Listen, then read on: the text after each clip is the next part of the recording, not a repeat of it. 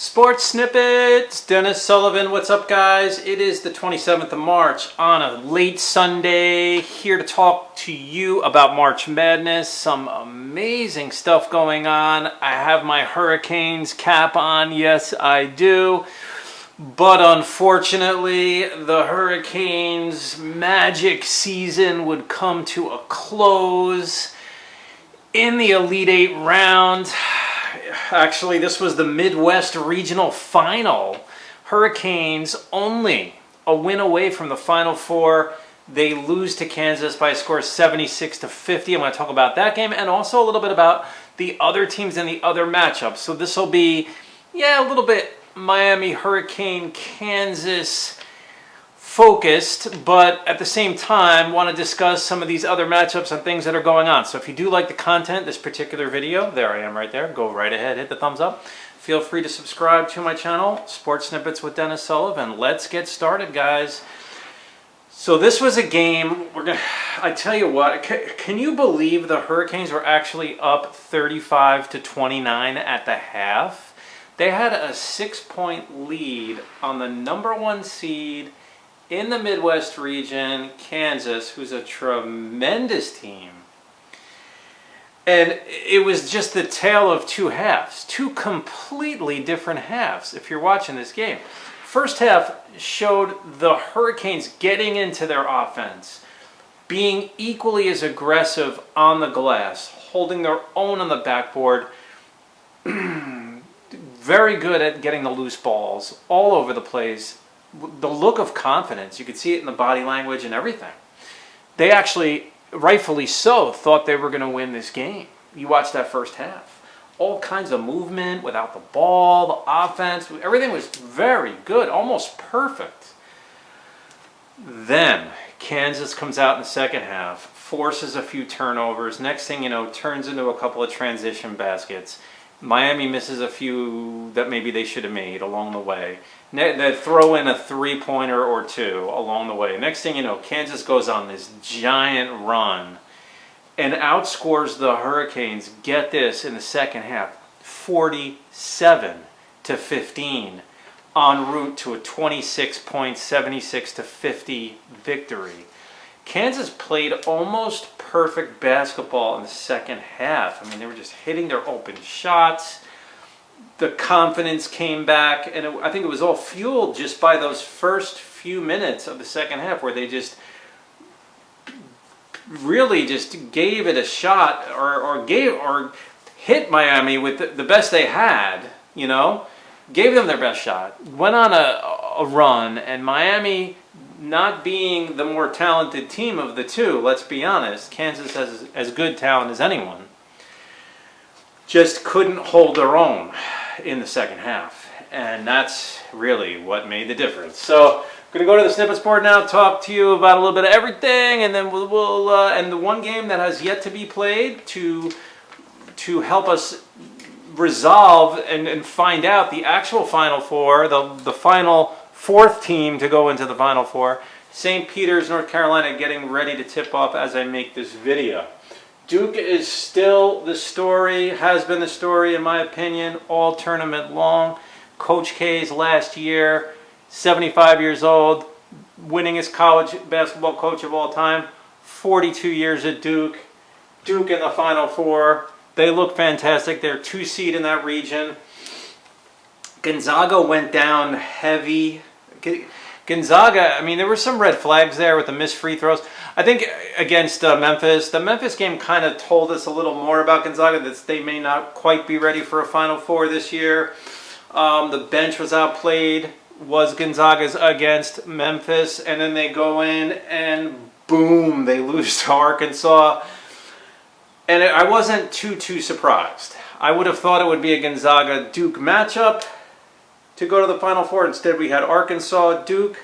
Duke looks really good Saturday night. Great season for Arkansas. There you go. I put as #2 Miami in the second half. University of Miami in the second half. That really did them in. I mean, the second half was just a completely different story. really almost a completely different team. Miami Hurricanes had such an amazing season. I don't really want to get down on them right now and say, well, we should have done this, we should have done that. Because, and even if I wanted to do that, they were thoroughly just beat by a better team. They were thoroughly outplayed in that second half. There really wasn't much Coach Larrañaga could have done, to be honest with you. I mean, maybe call an extra timeout or something like that. I mean, there wasn't much more you could do at that point. The ACC, all right, do you realize that if the Hurricanes were to have actually upset Kansas, that means that would have been the second ACC team in the Final Four, with North Carolina a win away from being the third ACC team in the Final Four. But now that Miami is not going to be in with the loss, North Carolina could advance to be, along with Duke, the second team from the ACC, joining Kansas and Villanova, who I don't want to leave out of this video. Let's keep in mind, now if you got a Kansas-Villanova battle, Villanova defends as well as anyone. If you watch that game against Houston, Saturday night, Houston-Villanova, about as scrappy of a game that you'll ever see. About as defensive-oriented of a game that you'll ever see. Villanova has a chance just based on that. They could do it. Kansas, though, the only one seed remaining in the tournament. And then I put NC with a question mark. That's North Carolina with a question mark. Let me just say this. When North Carolina defeated Duke in Coach K's last home game, you remember that like a month ago or something like that? It was Coach K's last home game, regular season. North Carolina comes in, and you're thinking, we were all thinking, oh yeah, Duke will win that one. I mean, you know, it's going to be this big party kind of atmosphere and everything. Duke gets that one, probably like by 10 points or something. No, North Carolina comes in, and that should have raised some eyebrows or some maybe concerns for the rest of the, not just the ACC, but the rest of the top teams in college, men's college basketball. Because North Carolina comes in, beats Duke on that night, and then wins their first round game, beats Baylor in overtime, defending champion Baylor. Here we are now, North Carolina with the question mark. I mean, just how good is this team? And I'm going to tell you guys, and then of course North Carolina beats UCLA, let's not forget. I'm going to tell you, and UCLA is a heck of a team. North Carolina, this could just be a classic case of a team kind of underachieving a little bit for a while during the regular season, maybe losing some games that they shouldn't have lost. Keep in mind, Coach Hubert Davis is new. This was a new role for him as head coach of North Carolina, but new no more, meaning he's more settled into his role, into his head coaching duties. I'm just kind of throwing that out there. As good of a job that Hubert Davis is doing, perhaps North Carolina may have just lost a few games early on that they normally wouldn't have lost. They were finding their way. That's an awfully good 8th seed, are the Tar Heels. And let me end this video by saying this. North Carolina, St. Peter's. I mean, whoever wins that. Can you imagine St. Peter's going to a Final Four? But you gotta favor North Carolina, guys. You just got to. But my heart's kind of with St. Peter's, you know. Can you imagine a North Carolina-Duke Final Four matchup? Coach K's last season. This might be like, if that were to happen, this could be like the most hyped up college game ever. Like at least in the top 5. That would be a huge, huge game. It would be a pleasure to see that. That would be very exciting.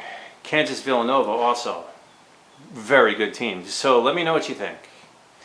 Let me know what you think. I'll have to catch up with you guys once the 4th spot is finalized in this year's Final Four. But so far we got Kansas, we got Villanova, and we got Duke. So we need one more team. It's up to either St. Peter's, North Carolina, to see who that fourth team is. I will see you, yes, you next time.